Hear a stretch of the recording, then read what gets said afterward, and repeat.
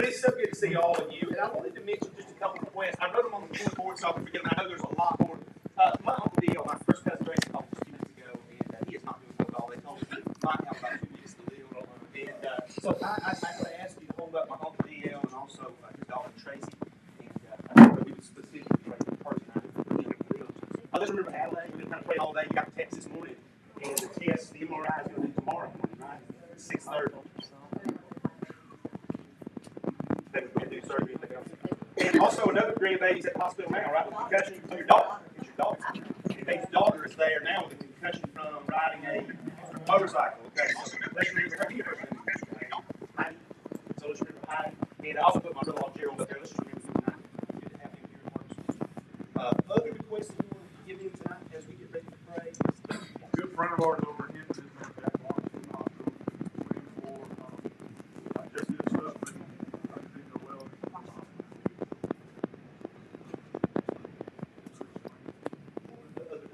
Our granddaughter Vivian just started her first day of being in a clinic for eating disorder. So we just pray that the right people are put in front of her. She's almost 16.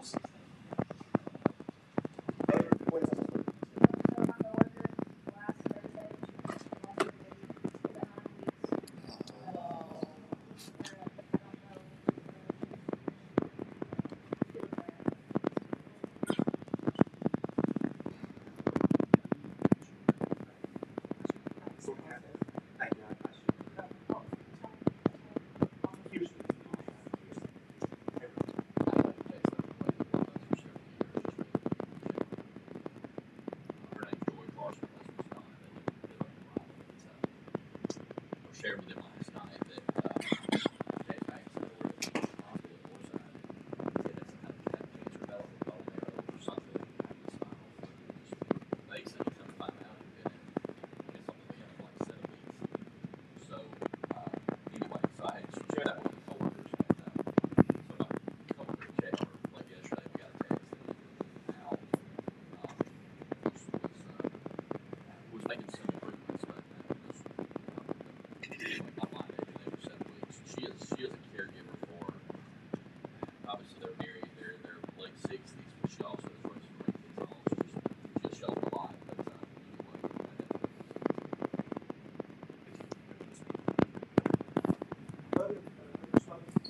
My grandfather's 82.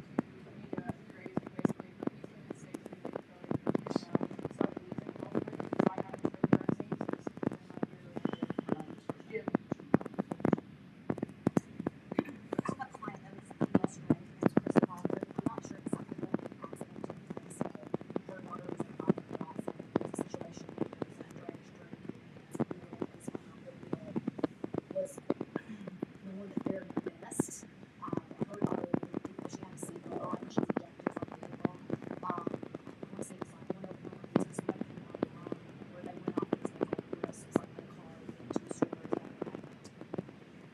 The two boys that were in the back seat lost some dental, so her daughter finally got out of hospital yesterday because they didn't, one, they didn't think she was ever walking, but one of the young gentlemen had been occupied to sign shrines since he was very, very Rocky reminds me of his co-worker. His name is Chris Kinsey. He is involved in a car accident about 5 years ago. He just left a car show with his vet, and I didn't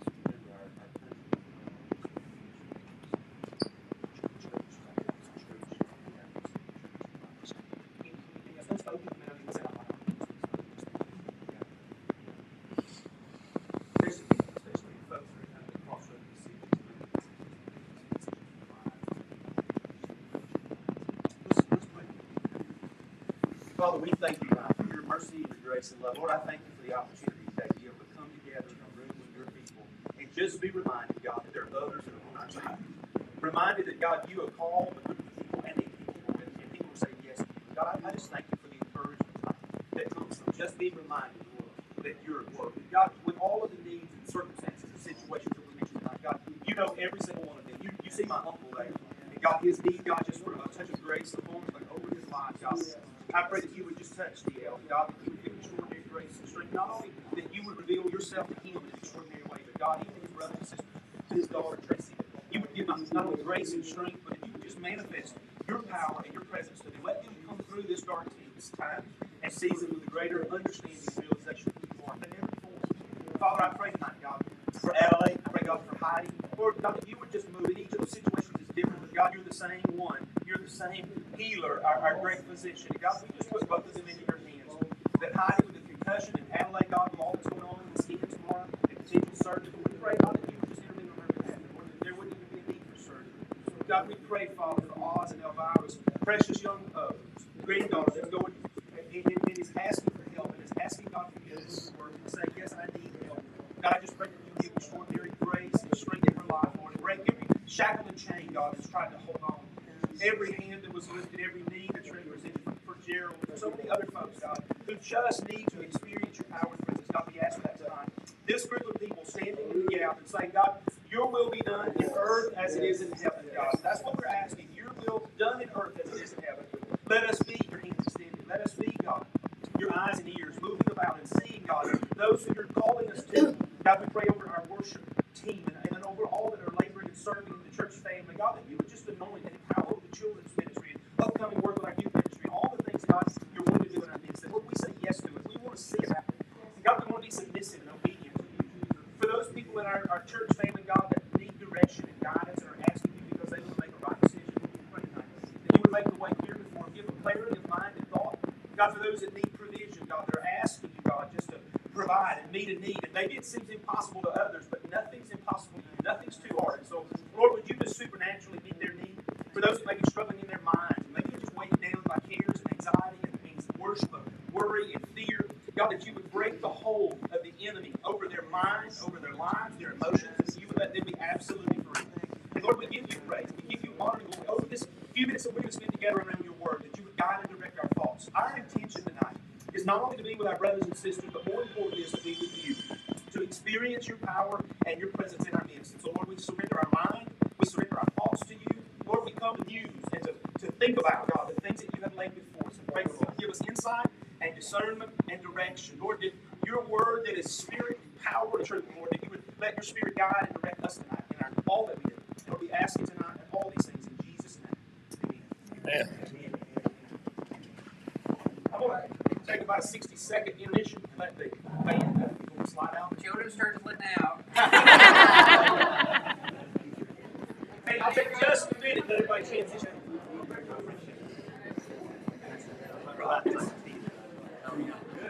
I'm good. How are you? Anybody need to refill your glass or anything before we get started? Or grab a stuff on the table? Sam, you want some tea or I coffee? don't like y'all. Oh, come on now, Stan. You know you need 2 shots of sweet tea. Is that going in? Go ahead. I started out talking real loud because I was trying to make sure that you could hear it on tape. And I realized at the end of it, my voice was like shot after all that school here. I realized I was screaming the whole time. So maybe I'm trying not to scream at you tonight. But it was real clear. I can do that. So, well, I was trying to play out the fact that it seemed like I'm screaming. I promise you I'm not mad. I took out all my aggression on my 6th grade. I'm sorry. Hey, what I did realize after last week is I gave you this sheet, and it was supposed to be kind of the guidelines of what we were going to cover when, and I totally botched that. I know I told you I make one mistake a year. I guess this year it's 2, because I made a mistake on this too. I thought it was odd when the weeks were matching up, and I thought, oh, they're wanting us to watch it, talk about it, and then, work on it in the book, but it actually wasn't true. I was wrong. So, anyway, the lesson tonight is going to be lesson 5 through 9, chapter 5 through 9, I think it was. And I realize you may not have done that. Some of you were like, hallelujah, I got 1 through 4 done. I'm celebrating the victory. I started to get Carolyn to send out a text yesterday, and I told Becky, I don't want to discourage anybody, and then they're going to know too that I messed up. So, if you get a chance over the next week or so to kind of catch those couple of chapters up, here is the new schedule, and I'm going to just think you might just kind of think of these maybe one per. If you're interested, you know, this is kind of the way it's actually broke out. Introduction through chapter 4 should have been before last week because obviously we talked about that. Makes more sense, doesn't it? And that will sort of guide you through if you're trying to figure out what am I supposed to do before next week and all that.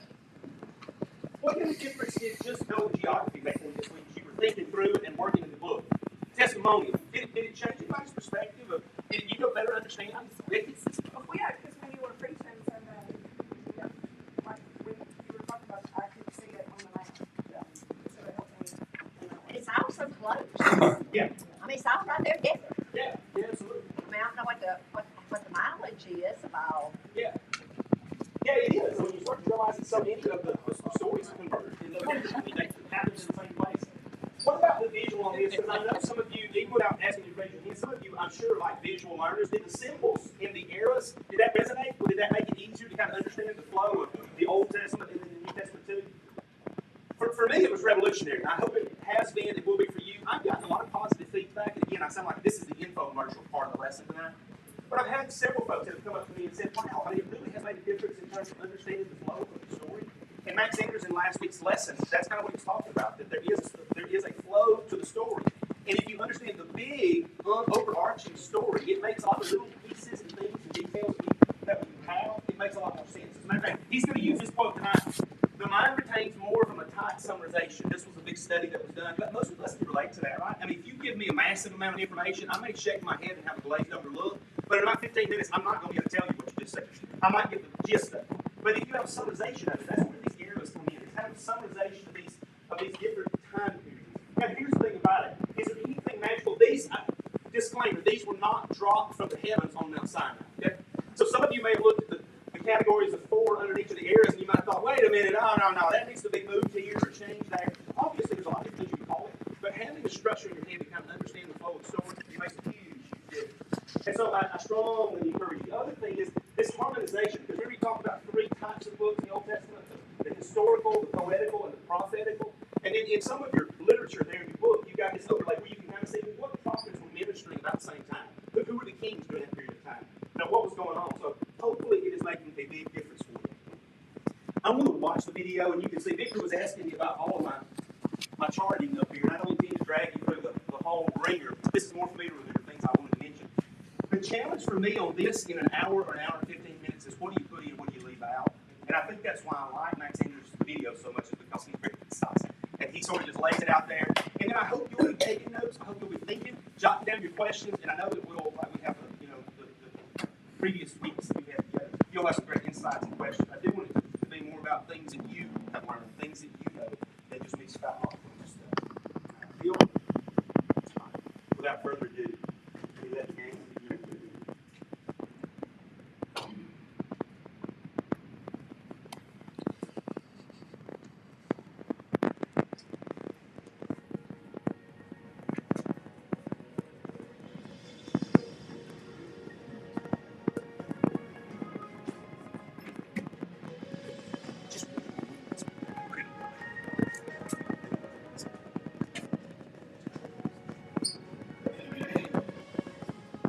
Hi, Max Anders here, and welcome to our second session for 30 Days to Watch. A 1982 study at Carnegie Mellon University demonstrated that the mind retains more from text summarization of the subject than it does a full presentation. It's easy to overwhelm the mind. It's easy to create a greater world than the mind is able to carry. So, whenever you reduce a large subject to a small subject, using a very tight summarization that accurately reflects the 14 of that subject, it's easy for us to get our mind around it, to remember it. So, before we start our overview of this second session, let's remind ourselves of where we are. In the last session, we ended by beginning our overview of the historical books of the Old Testament. Remember, there are 9 eras of the Old Testament: creation, patriarch, Exodus, conquest, judges, kingdom, exile, return, and silence.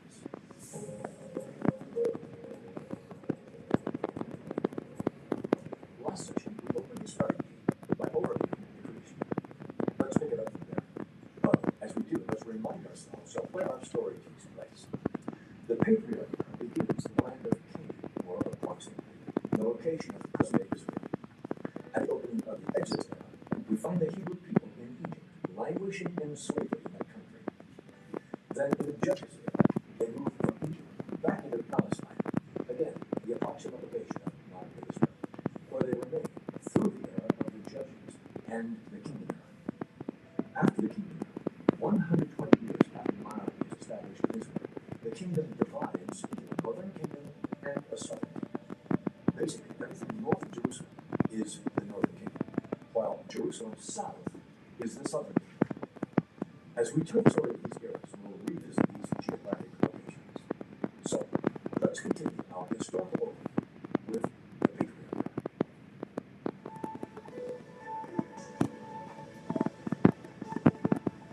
After the events of the creation, God begins to unfold his work through the patriarchs, the great fathers of the Old Testament. The patriarchs in Genesis are Abraham, Isaac, Jacob, and Joseph. Father, son, grandson, great-grandson. Abraham had two sons, Ishmael and Isaac. The promises of God to Abraham were passed down to his second son, Isaac. Isaac had two sons, Esau and Jacob. The promises of God to Abraham through Isaac were passed down to Isaac's second son, Jacob.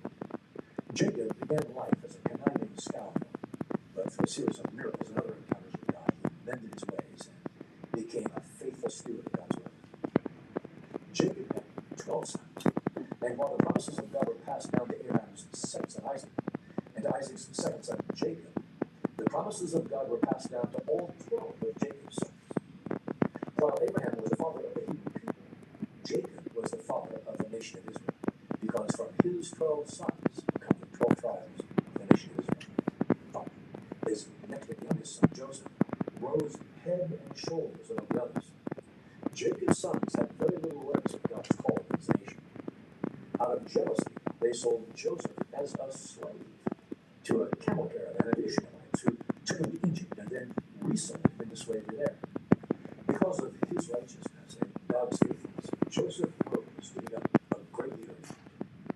During a severe famine, his family came to Egypt for food and was reunited with Joseph, and lived happily ever after until Joseph died, and a new Pharaoh assumed the throne. Then, the Hebrew people were enslaved in Egypt for the next 400 years. This time of trial sharpened the spiritual hunger of the Hebrew people, and they cried out to God for deliverance, setting the stage for the next era, the Exodus.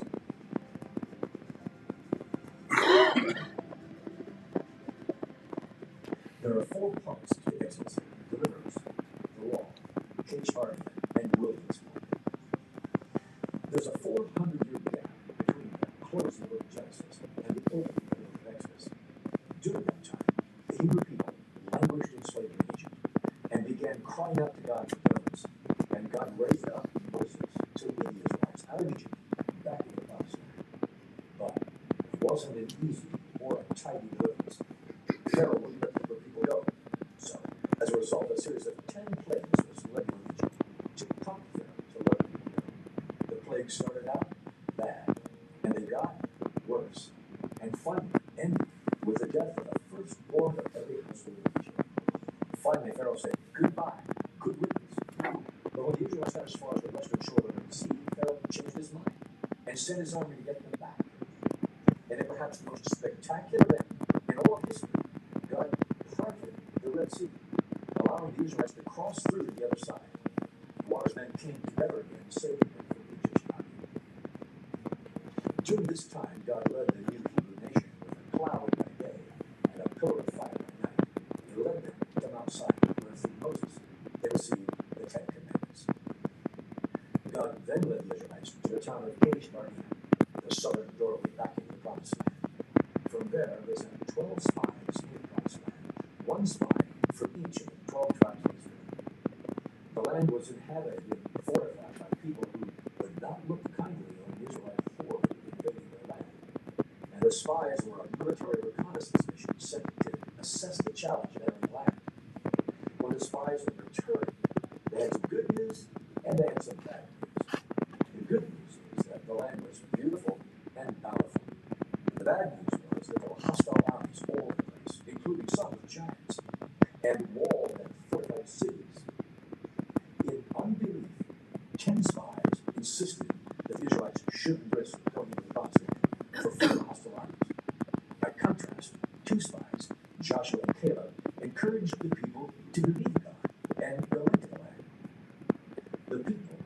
influenced by the unbelief of their spies, refused to follow Moses into the land, sealing their fate, condemning them to wander in the wilderness until everyone 20 years old or older died in the wilderness.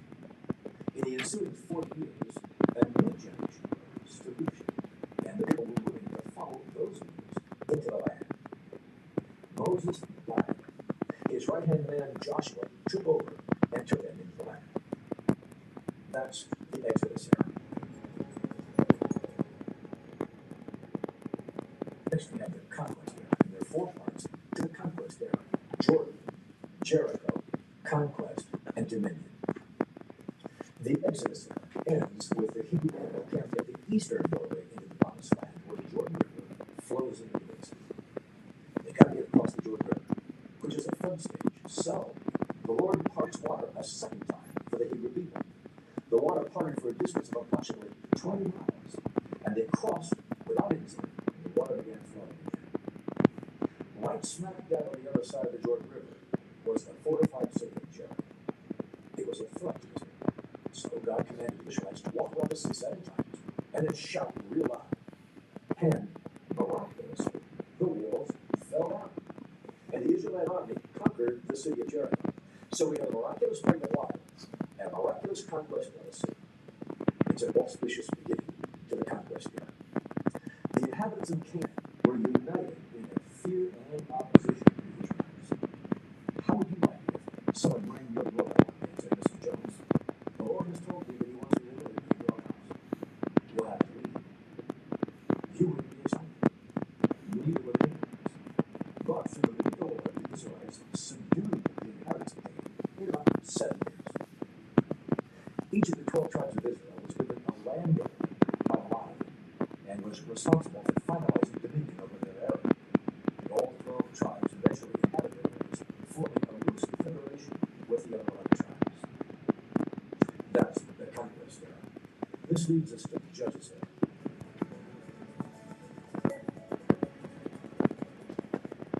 There are 4 parts to this era: Judges, rebellion, cycles, and Ruth. The judges of Israel weren't people who wore black flowing robes and saddle bandages and made legal decisions. Rather, they were political, military leaders of Israel who exercised nearly absolute power because of their office and abilities. They functioned almost as kings, but there was no ancestral succession. After Joshua died, the Hebrew people weakened spiritually. They stopped following God's law faithfully and began to deteriorate alarmingly, both spiritually and morally. The history of Judges involves a series of 7 cycles. Here's one cycle. Number 1, Israel sinned. Number 2, God would discipline them by military conquest by a neighboring country. Number 3, Israel would repent and cry out to God for deliverance. 4, God would raise up a judge who would lead them to military victory over their oppressors. 5, Israel would have peace for the remainder of that judge's life. That's one cycle. There are 7 such cycles throughout the Judges. Ruth was a godly woman who lived during the era of the Judges, and even though she was not Jewish in ancestry, she was an example of faith and moral and spiritual strength. And the book of Ruth in the Bible tells her story. That's the Judges era. Next is the King.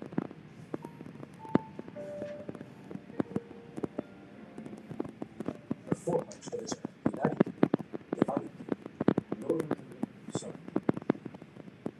At the end of the Judges era, Israel threw a national temper tantrum, rebelling against God, demanding a king to rule them.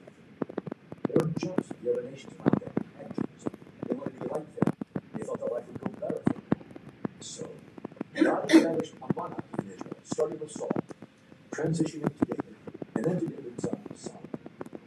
This time the United Kingdom lasted for 120 years. As a result of Solomon's spiritual driven and incomprehensible sin toward the end of his life, a civil war erupted after he died and the kingdom was divided. There was a northern kingdom with 10 tribes and a southern kingdom with 2 tribes, Judah and Benjamin. The northern kingdom retained the name Israel, and the southern kingdom adopted the name Judah after the name of the larger tribe. The northern kingdom had a series of 19 kings, all of whom were rebels. They all led Israel to sin. Not a good way to bunch. accumulating sin of the people, God raised up Assyria to conquer the northern kingdom and scatter its people in the Philippines. This unrighteous kingdom was never restored. The southern kingdom continued the lineage of King David. There was a total of 20 kings in the southern kingdom, politically righteous. But Judah's accumulating sin under the 12 unrighteous kings eventually caught up with him, and God brought judgment on the inconsistent kingdom by raising up Babylonia to conquer Judah. Babylonia gathered all the leaders, artisans, musicians, and promising children, and took them to captivity in Babylon.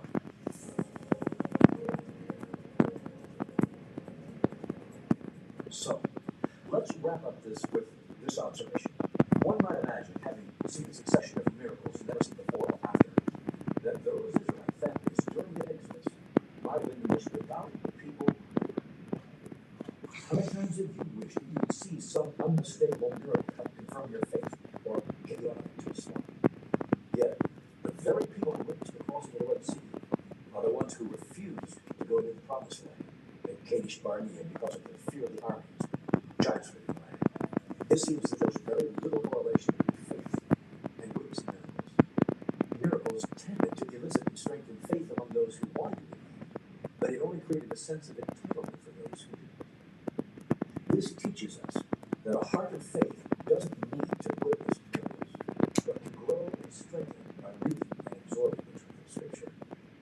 If God wants to use miracles in someone's life, his reasons, so be it.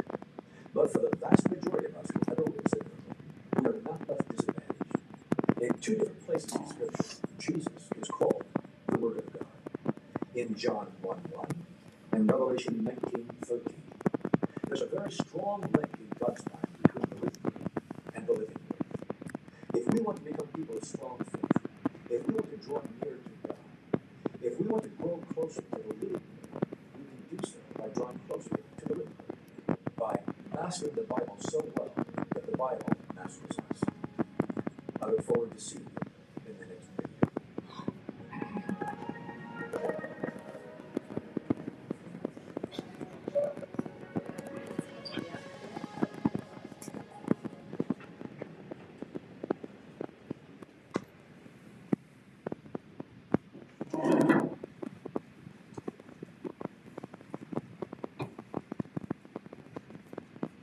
That's a lot. If you're a note taker, that has to be your dream right there. Scary to write stuff down. I'm going to go back and I'm going to lead off with question one, and I know in fact I can't read these questions. Maybe next week I'll shoot out a couple of questions and have you think about it. Because some of you would like some time to sort of mull them over before you roll up here, because I'd love to hear from a lot of different folks. The question I'm going to ask in just a minute is, which of these historical events eras did you find most interesting? That's a hard one. Some of you might object by saying it's alcoholism. Every era has such a different thing going on. It's hard to choose one, but take just a second to kind of think for a second of which of those eras that we covered tonight you find most interesting. Which of those seems to have the most application for you? And so you're thinking about that. I want to respond to this up here because some of you were reading earlier, and I can see kind of your eyes squinting. It's like, whoa, now, before you throw me out of the church. This week I came across a book by Dan Campbell. It's actually this book right here. It's really interesting about how not to be violent. And it's dealing with kind of some of the hard issues, or at least that seem, to be hard to kind of figure out. And he gave 4 things that are incredibly important to remember when you're reading the Bible. And these are the 4 of them. I'm going to take about 2 or 3 minutes and just explain it to you and see what you think about it. The cool thing is that some of these things apply to what Max Anders has already really said. Remember last week we talked about being, reading it literally, like understanding what is it, what type of writing is it? Is it historical? Is it political? That's a big difference in any of you. Been thinking this week, even in those terms, it should talk about a difference for you. Even think about some of the stuff you read and trying to figure out. With the series that we started Sunday on Jeremiah, just thinking about, some of these questions in relationship to that. But these 4 things, the first one was the Bible is a library, not a book. I thought about that. That's kind of interesting. The Bible is a library. It's not a book. And what he means by that is all of these books that are in the Scriptures, all of these that are there, they're there for a purpose, just like Max Anders said. And if you look at it as just being from right here, from the very first page to the last page, it just tells a story in line. Remember, that's what Max Anders said, got sidetracked, because he got part of the way through and he thought, well, I've read this before, how does that fit in? Or I don't understand that. So one of the things is just understand that it's a library of things that God has spoken to us, brought together in one place. But it's not necessarily start from the front, read to the back, and it's all going to make perfect sense. You got to have a framework.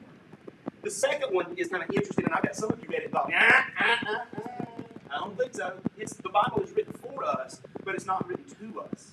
That almost like a fight word. Wait a minute, what do you mean it's written for us but not to us? The idea there was very much what Max Anders said, that we've got to understand that there was a context that these things were written in. There was a group of people, a historical group of people in a historical place that God was speaking to, whether it's through prophets or whatever. And so for us, is it for us? Every jot and tittle and word of it is for us. But it wasn't necessarily written to us. The truth of God's word speaks to us, and it spoke to the people that it was written to. It spoke directly to them in their time, but it also speaks through time to us. But you got to understand how he specifically talks about some of the things where it talks about slavery, for instance, about how you selling your daughter and all these other things. And he said most people just kind of freaks them out. I was like, wait a minute, time out, what in the world? And so if you start to kind of realize that the truths, you kind of have to mine for them a little bit. Don't you have to dig with it? You have to kind of get some context. The third one, never read a Bible verse. Whoa. The point there is that so oftentimes we cherry pick verses. We pull it out and we get one and we claim it. And it's interesting when you look at some of the verses that we quote the most because we pull them out and take them out of context. If you read what was just in front of them or just after them, we have totally botched it up. Now, there may be some relevance and we may gain strength and inspiration from it, but we have absolutely butchered up the original intention. Okay? So he's, read what's before, read what's after, and then finally, when you understand that all of the Bible points to Jesus, it's all about it. The whole story is moving toward the redemptive work of Christ. Everything is set in the stage. And the book of Galatians says it, right? At just the right moment, he came. At just the right moment. Salvation, the Lamb that was slain from the foundations of the world, for the foundations of the world, at just the right time. Which of the comments about that? I don't want to get too far off on that. All the words of Jesus, they didn't know. Yeah, no, absolutely. Absolutely. Yeah. There's no reference. Yeah. When there's a reference, we decide to know. Other than that, they don't know where they're at. Absolutely. Yeah, and they were looking for something very different than the way he came, right? I mean, they were looking for the restoration of the Davidic kingdom. They were stuck in the kingdom era. We want a king that's going to sit, and we're going to have power, and we're going to rule over everybody. And that wasn't at all what Jesus did. It's the reason that so many just wouldn't hear what he was saying, right? Because he was speaking something that was so foreign. Other comments about it? Mull those over, think about them. We maybe come back to that next week, just after you've had time to kind of mull it over and think about it. So which of the historical events or eras did you find most interesting? And obviously, that's the question today. Were there one of the areas that just stood out like interesting or both? Yeah. Judges, why? Because they were picked from nowhere, just, made rules. What's the difference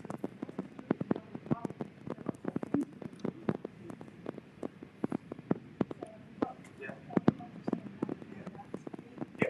We remember God's message to his people the whole time was, I want to be your king. I don't want to give you a king, really. He didn't really need to. He did not want kings to really be. That's right. Yeah, that's right. And I like the fact that Max Anders mentioned when we talk about judges, you're not talking about somebody with white robes that said, oftentimes they were warrior type folk. They were leading, the charge for pushing out foreign enemies and things like that. We're going to get to the judges era on the backside of the board because Victor had made reference to that earlier. And it's a fascinating cycle. And then ask yourself, how does it apply to us? Because it does. That's the one that retreats people. That's us. But not one time in all the Old Testament did God say, I found a righteous man. He said, I found a man. And when we discuss it, we be righteous and perfect. But in age. Yeah. Not in them. Not the judges, not in them. All of them the Spirit of God. Remember what God was showing them, talking to them, helping them, and obeying. And then many siblings joined with him. Israel would follow their lead. And it's amazing. As soon as they died, it's done. That's what I'm hoping. It's like, well, I never got to read it. It's almost a word for me. Because I'm like, well, what happened to that? But it made sense. Oh, that one died. We're starting over again. And people did the same thing over again. So I like that because of it. It makes they make great fodder for children's lessons in children's church, don't they? Because it's always one raising, rising up after decades of people being oppressed and beat down, and people have been crying out. It's much like the 430 years in Egypt did when God said, "Your cry has come up to me all this time. Now's the time. I'm going to do something about it." And it was the same kind of deal in Judges. That cycle would work, and there's a point where God said, "Okay, but it definitely applies to our lives. That because all of us get hard-headed and we resist what He's doing." I can remember often when I was younger reading through those cycles and thinking, what is wrong with those folks? They get it right, and they get it wrong, they get it right, they get it wrong. And as it leads from the judges into kings, and the people are saying, we want a king. They got a king, but they want a king, right? And so God's like, you want a king? You got one. Saul, you're it. You're the king. And they were like, oh, now everything's solved, right? Well, of course, nothing was solved by that, right? But we're not much different than that today. You know, we're fighting over our president here or who's going to lead us here or what's going to happen there, and not thinking that the king is still the king. Yeah, absolutely. We're always looking for a formula, method, some way to fix it. We get the mindset that whoever we elect or whoever is brought in is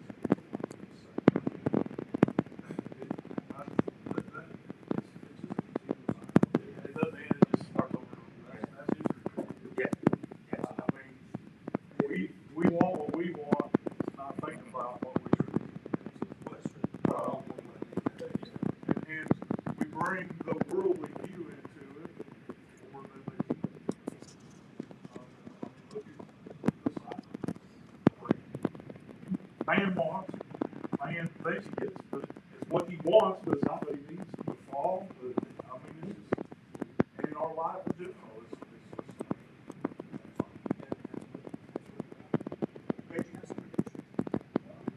Just straight up.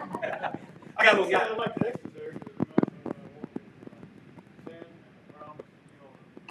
And all you have to do is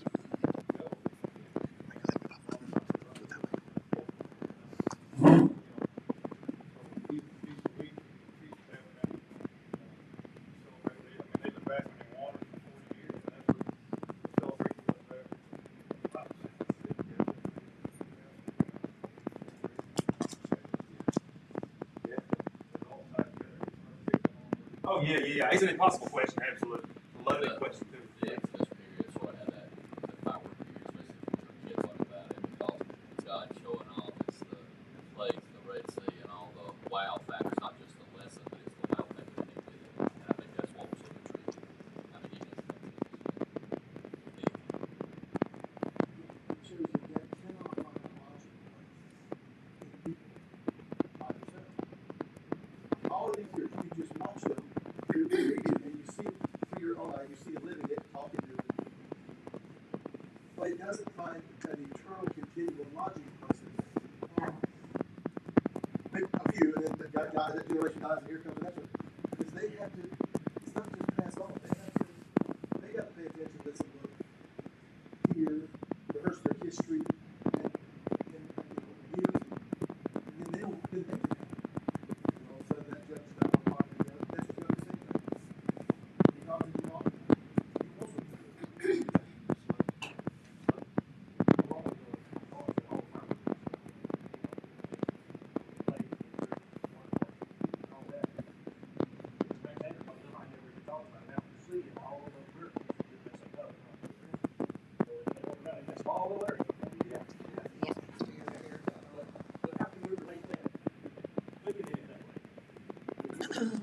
Yes, they just have a miracle. But what is out there that can distract us and know what the whole thing is.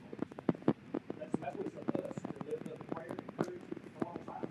Say, hey, when you feel like you can't go to the prayer, give somebody, give the passion. That's where we have to step in. And to go, I guess makes it hard to live. We live in it. We go through life, grow as a Christian. We know what we got to do. They don't have a clue. Yeah, very well said. It's so easy. I don't know there. You know, you never really got served up a lot of the 12 spies, really. And that was sort of like brushed over. But what a relevant lesson to today's church in that. In the 12 saying this is logical, Gen 2 saying this is supernatural. You know, you're in leadership in the church. When you're in the, you know, that's, you have to be careful not just what is in the church's best interest, what's in the congregation's best interest. Well, this makes most sense, but sometimes it's not the logic. Absolutely.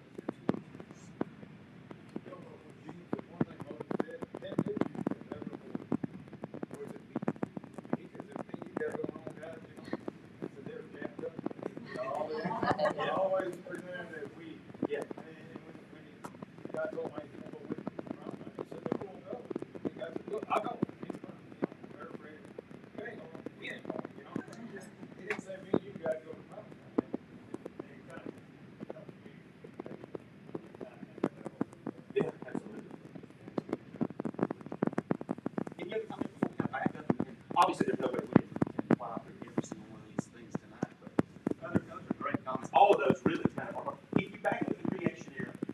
last week that oftentimes we look at the scriptures for things that the writers were not trying to answer. We're looking to say, well, how many days, how many hours, how many days. We try to kind of extrapolate and pull things out when really what they were trying to say is, in a world where there are many gods being worshipped, he's worthy of following because of Abraham, just like somebody mentioned. That's the deal, right? Is that he's reaching to Abraham and he's saying, I choose you. If you follow me, you and I will be in covenant. I'll bless you in extraordinary ways. I'll give you children more than the stars can be numbered. You'll be a blessing to the world. That's a part that we believe about sometimes. That not only was the blessing going to be for him, but they, as people, were going to be a blessing to the world.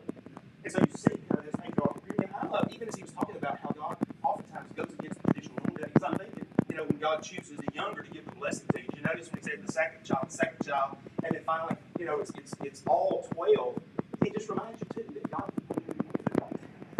he can bless however he wants to. He's looking for his heart, it's what he is, and it's will. Kadesh Barnea was one that I wanted to come to, and it's up in there somewhere. But you guys kind of touched on it. It was a big one. Is when you see God do extraordinary things, and then when you think about the way Ron used the term when he showed up, showed out, kind of in Egypt, and showed his power, and then when they were released to go, and the waters, the Red Sea gets parted, and then Pharaoh's armies are swallowed up. I just see all that. They come to a point where God's ready to give them the land that he promised. Right? And again, think about how Mount plays into this. How this whole thing right here, when Abraham leaves out over here, he journeys across here, and then we find the story down here, where remember Egypt for them was actually salvation. When Joseph brings his family down, it's rescue. That they're given the land of Goshen for the goats and things. They're given the best area that Egypt has because the influence of Joseph and the favor that Joseph has with the leaders of Egypt. What happens? The Bible's clear about it. When he dies, there arises a Pharaoh that didn't know Joseph. But we see that, right? You serve a long time at a job, and suddenly your boss, who's been your boss forever, he's gone. Now you're just another guy who's been around for a long time. And suddenly, what happened to blessing them becomes that they're enslaved, right? And this entire time they're calling out, God, where are you? Where are you? Not just where are you, but they're also asking, who are we? Because the thing is, when God's relationship with you is tested and tried in the crucible of slavery and bondage and all this stuff, it's easy to forget who you are. But all of these errors really are about them trying to discover not just a relationship with God, but who am I in you, through you. And so when they come to Kadesh Barnea, it's the thing that God's ready to kind of give them, not just freedom out of bondage, but he's ready now to put them back in the land.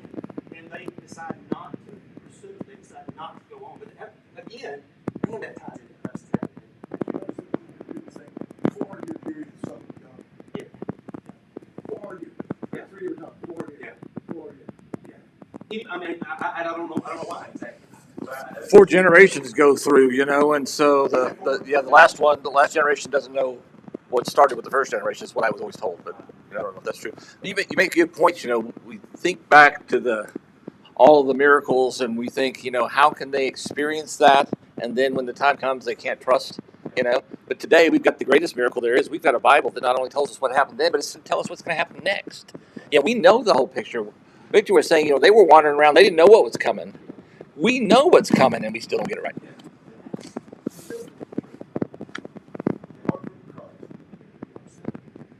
We serve ourselves. Even the part that's Israel now, the promise was much bigger than that. Oh, yeah. All the way to Euphrates. And they never offered all of what he gave. And the interesting thing, it's going to require work, though, right? They had seen the supernatural. There's only so much you can do when you're facing the Red Sea. God got a part in it. There's only so much you can do. But there was a part of this that was going to require some good old-fashioned courage and elbow grease. But it sort of reminded us, there are things, and we say it all the time this way, there's the part that God does, and then there's the part that's our responsibility to do. We get those mixed up sometimes. We think, well, God, where are you? What are you up to? And I think sometimes he's looking at us and saying, well, how about that step you got to take for me to be able to bring you back what I want to bring you to life? So some of this comes back. We can't do it on our own. We can't even do most of it on our own. But we can take the step. We can do one thing that asks us to do.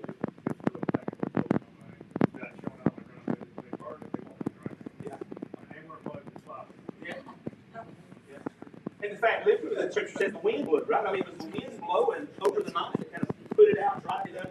And Max Anders, in the book, he makes mention of the fact that, again, you're talking about a couple of million people who are leaving. So he kind of lays out in the book just kind of what that would look like. That many people moving. Can you imagine? It's hard to pack 5 people in the car and make it 4 people. And you think about millions of people, and to see God do what he did, and then reach a point where they grumble and complain down the road. It's just that would have been hard as a leader, wouldn't it? I love David, you brought up the point, the fact that Moses has a great sense of loyalty to the people that God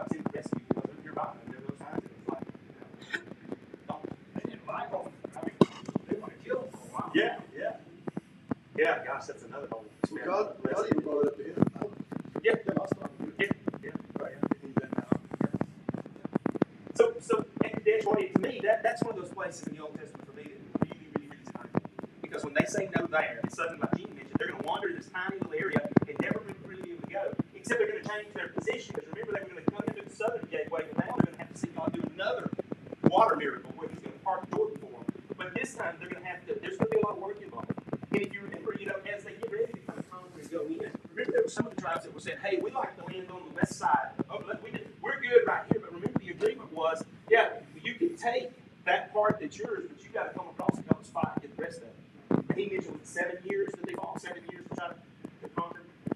One of the things that keeps coming back to my mind is that the leadership, there really was a failure of leadership at that point. Somebody mentioned a minute ago.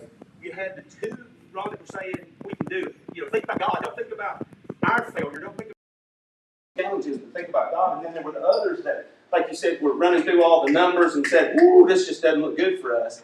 But after they wander, they get ready to go again. It's a change of leadership. It's a change of mindset. We call it the Joshua generation, right?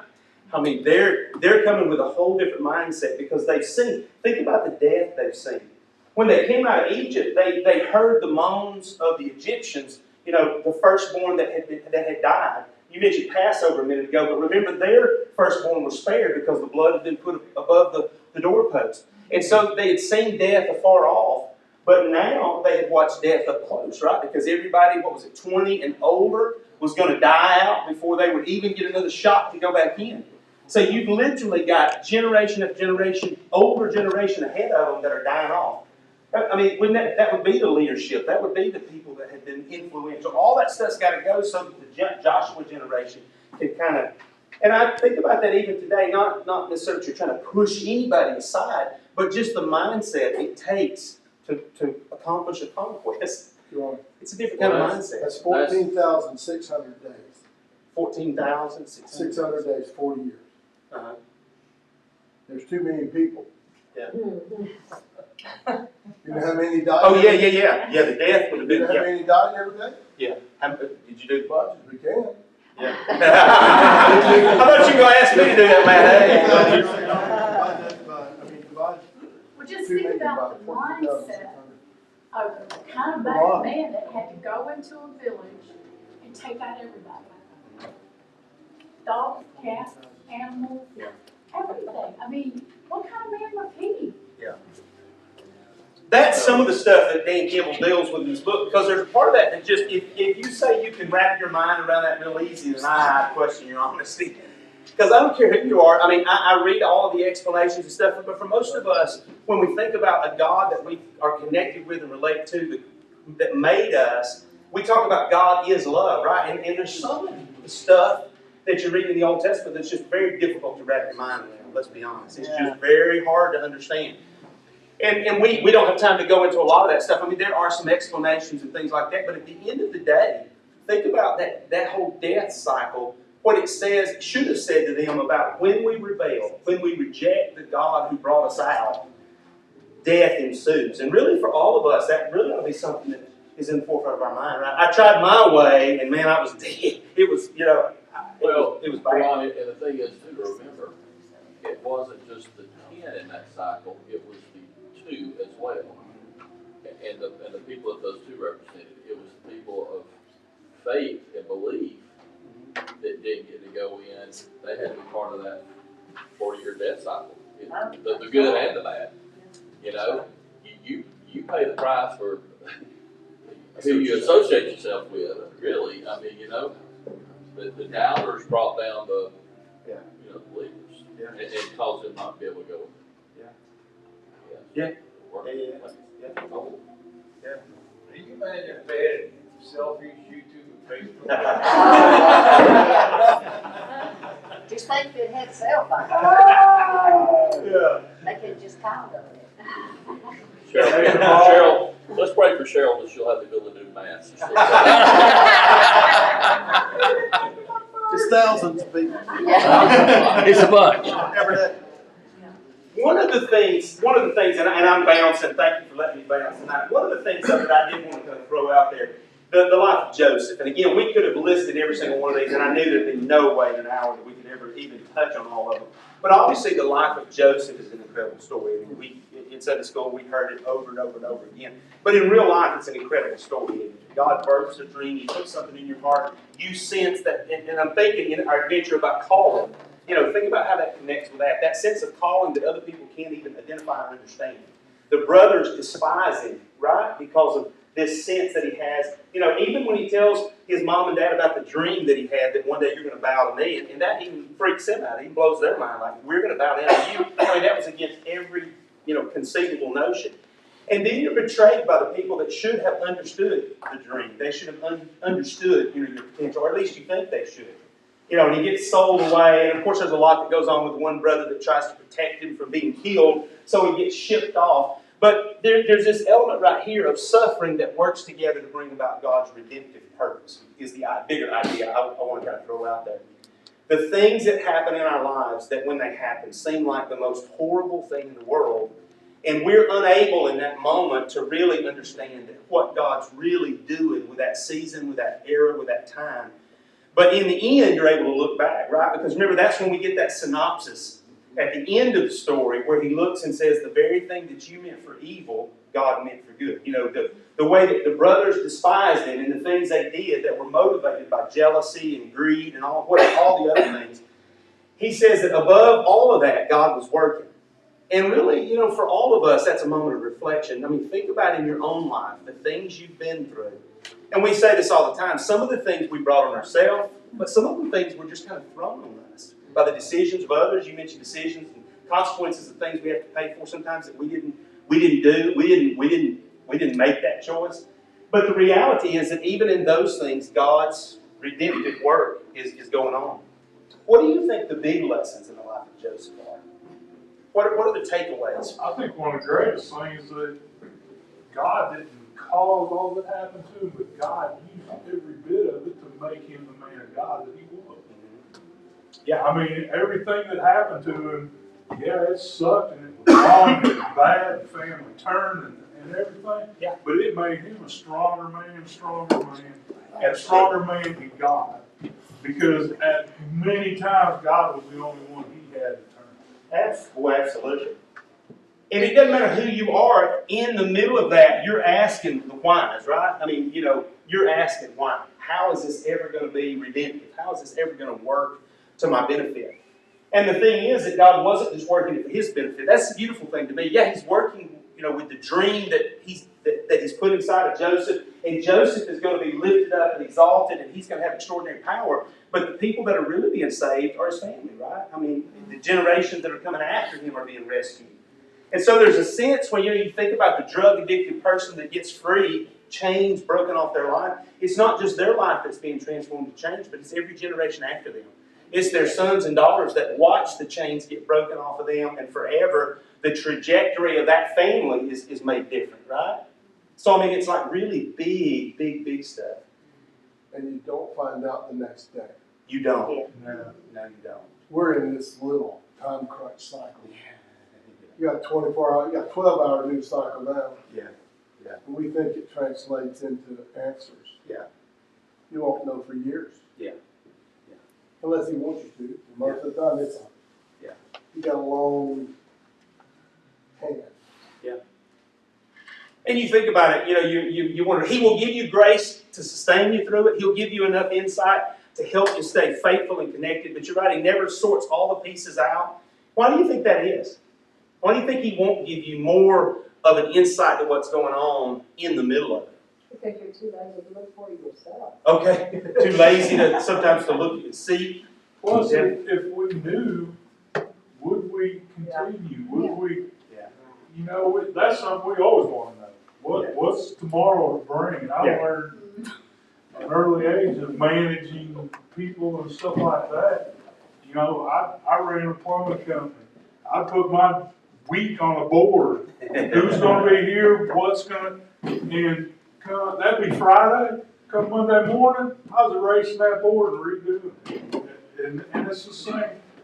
If we, a lot of God, I kind of use the example I use is, when we get done with a crossword puzzle, we figure it all out. What do? We throw it in the trash. It's done. It's gone. Yeah. I don't want that with God. I don't want this trashy. Yeah, but if you saw it beforehand, I know when you're in the middle of something and you saw more was coming, you feel overwhelmed. Yeah. You know, because he gives you that ability to walk through what you're walking through. But then when you look over here, you oh, I can't do this for another 2 weeks. Yeah. I can't stay in this hospital another 2 Yeah. weeks.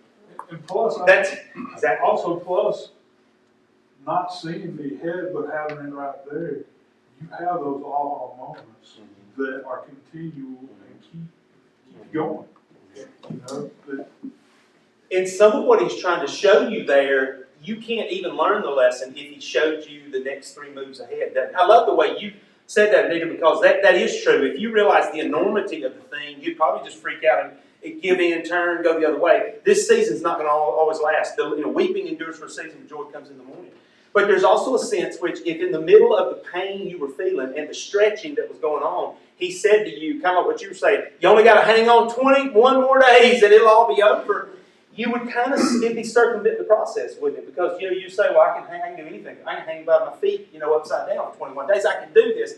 But there's something about when it feels open-ended, when you don't know if it's going to be 2 years or if it's going to be 4 years or whether or not you're ever going to see it be restored and done the way you hope it will.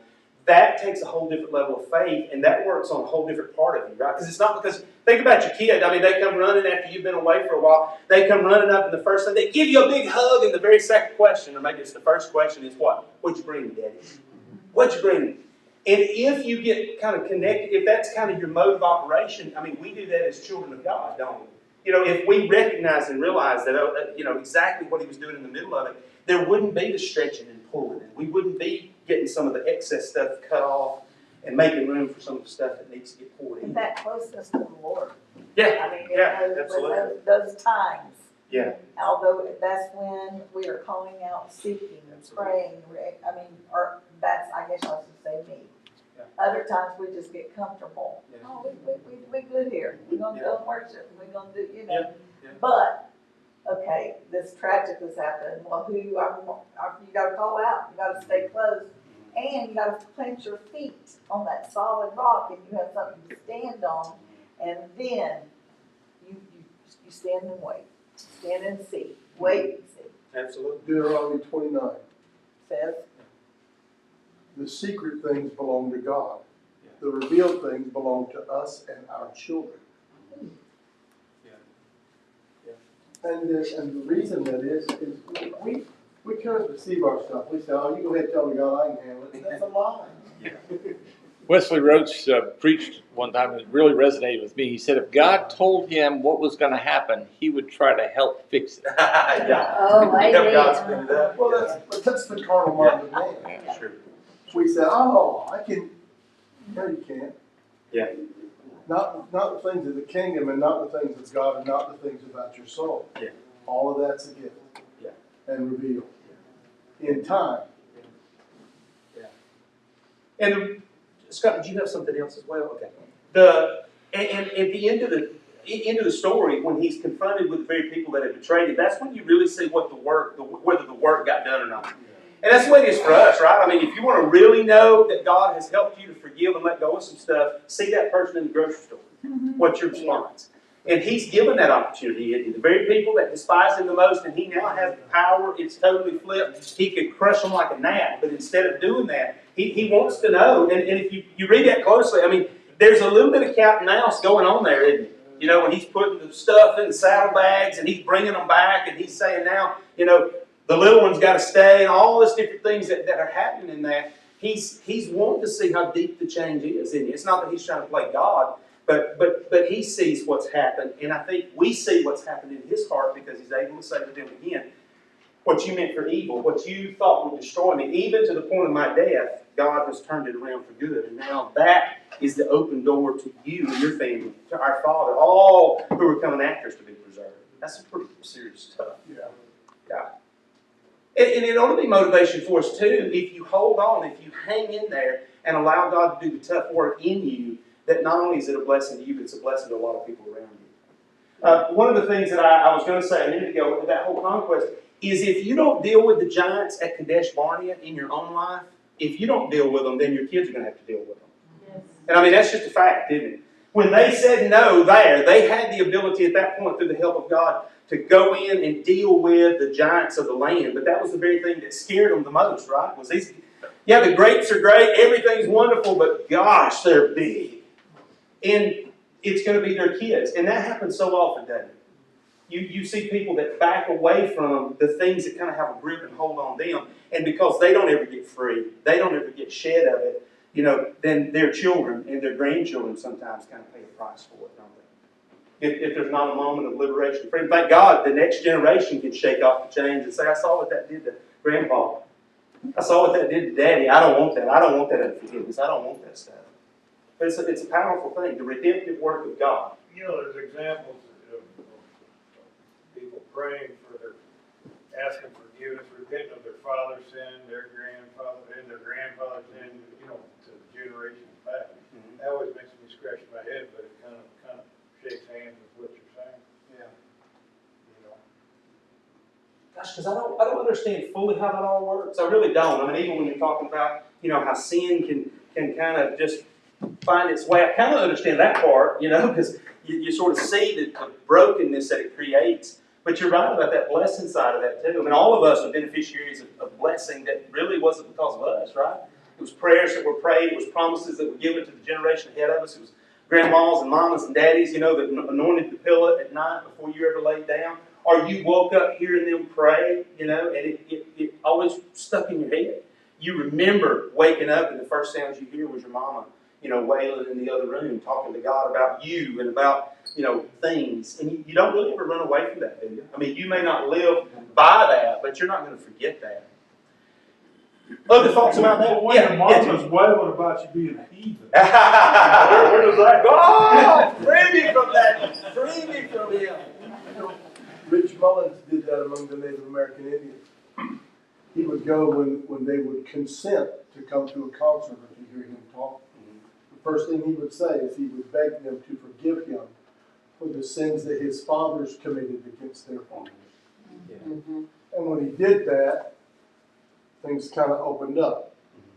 So nothing was swept. He wasn't saying they're mine. He said, I want you to forgive me. Let's let things work out different between us. So it's not like what they did. And it made a huge difference, he said, when he would go to places like that. Yeah, that's interesting. This whole idea of the law being given at Sinai, obviously God's intention is to write His words in our heart, right? I mean, that's the whole goal. We're starting out, He's going to etch them in stone, and those are going to get destroyed, But the whole point is that it's not just a book of law that we look at, but it's something that becomes written in our heart. And we see that progression through the Bible, don't we? We see at Sinai where He hands them the law. And again, you've heard me say enough times to know how I feel about that. All of those prohibitions and things that He's saying is not God trying to zap the fun out of life. It's God knowing how He made us and putting guardrails up so that we can live in full blessing. Because here's the thing about it. If you're walking in sin, you can't be fully blessed with God. You just can't. You can't experience His joy to the fullest if you're hanging on to stuff and if you're latched onto by all that stuff. But the ultimate goal, and that's kind of what Paul is getting at, isn't he? When we get over there, is he's saying, it's not so much about the laws that are written on the wall as much as, and this is totally paraphrasing, but it's the Spirit of God writing His words in our heart. And that's what I want, don't you? I mean, I want to live in such a way, being guided and directed by the Spirit, that my actions are being dictated by the heart of God rather than just, I'm afraid I might get put in jail. I mean, that's a pretty good motivator, right? Don't get me wrong, I don't want to go to jail, okay? But we're guided by a whole different principle, isn't it, of wanting to please the one who created us. Yeah. In Galatians 5, he says, if you walk in the Spirit, you're not under the law. Yeah. So if you reverse that, if you're not walking in the Spirit, you're dumb, you need a list of rules and regulations. Yeah. Yeah. But as long as we're walking in the Spirit, yeah.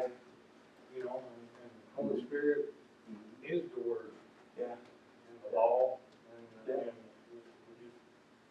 know what to say, and we'll be living, walking like Christ. Yeah. Yeah, amen. Very well said, absolutely. The whole facing the giants and the new leadership, the final thing that I have, and I'm interested to get your final points before we conclude, is this whole issue of God wanting to be their king, And then finally saying, okay, if I'm going to give you a king, did he sabotage him? I personally believe that he gave him the best one that was available at the time. I think it's the heart of God, because I think when you look, Saul was head and shoulders above them all. You could say, well, God knew that he wouldn't follow. I don't know. But I tend to believe that God didn't give them a king after they begged for it and say, well, I'm going to give you a rascal. And your plans are going to be sabotaged. I think he probably gave them one whose heart could be molded and shaped if he would listen and be led by God.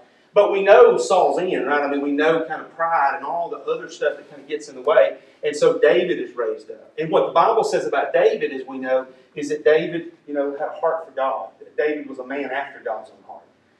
And that's always an amazing topic, isn't it, gosh, when you look at the things he did and the mistakes he made. But not inwardly righteous. Yeah. Yeah. He was not. Yeah. Yeah.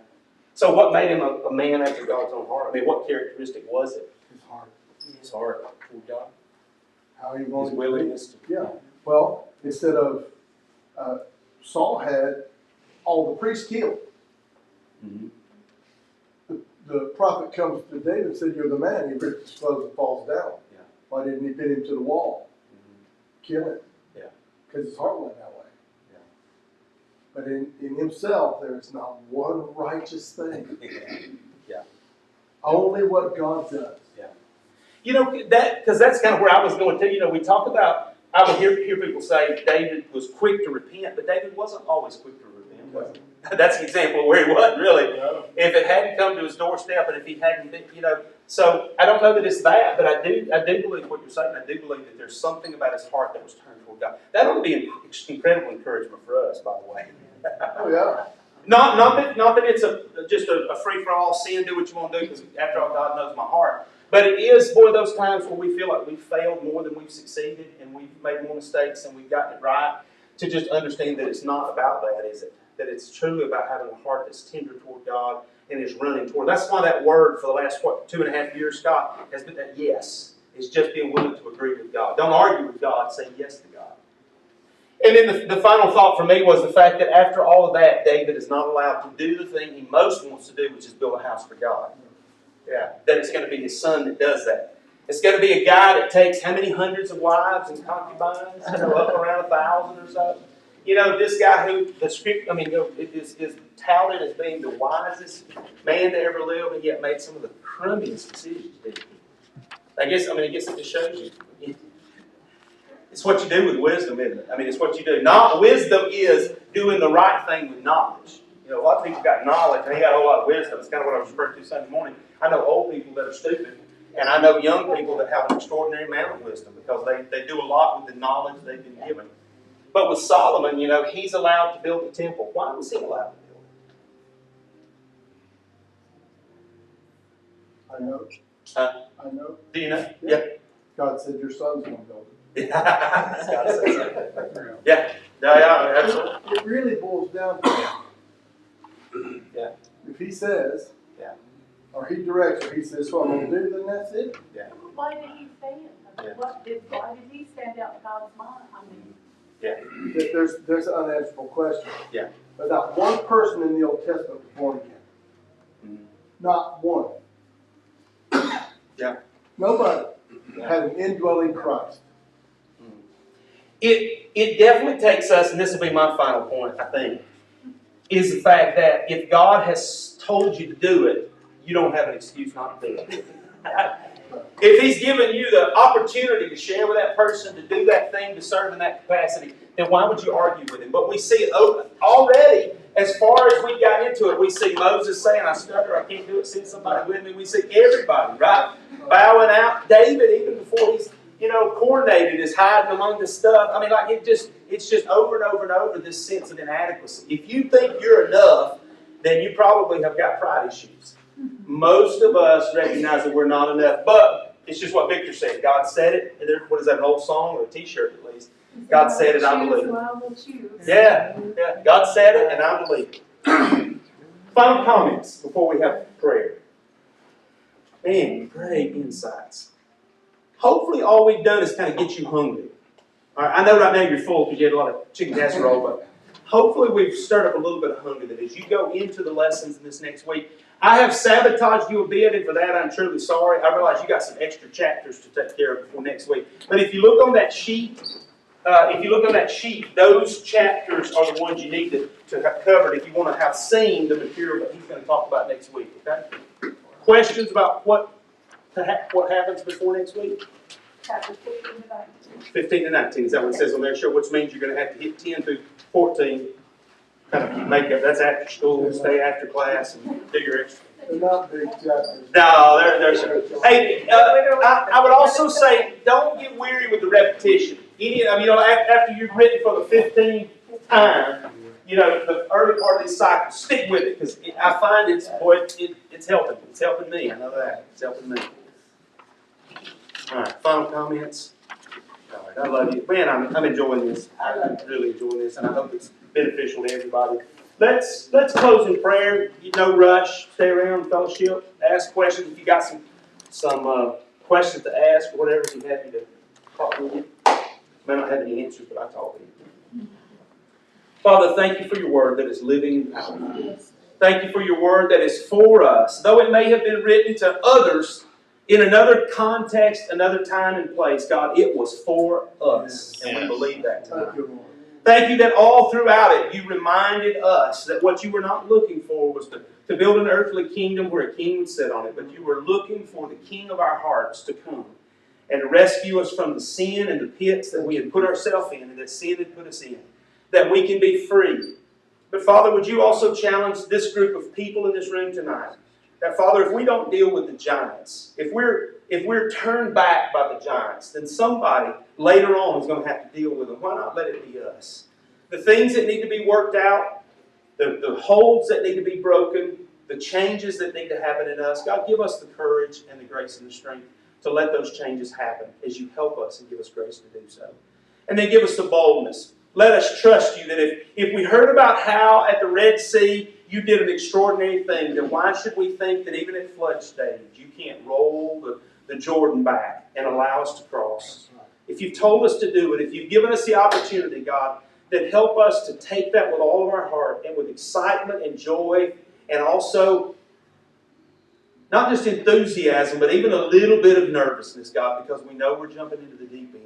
Let us pursue and say yes and give it everything we've got. And I thank you that, Lord, all the redemptive work belongs to you. You're the one who brings about the redemptive work even through the hardships and the difficulties and the things we don't understand. God, go with us, guide and direct us. Let us be salt. Let us be light. Let us look for somebody this week, the rest of this week, to share what you've done in our lives. And Father, make studying your word and hearing from you, let it be a priority in our lives.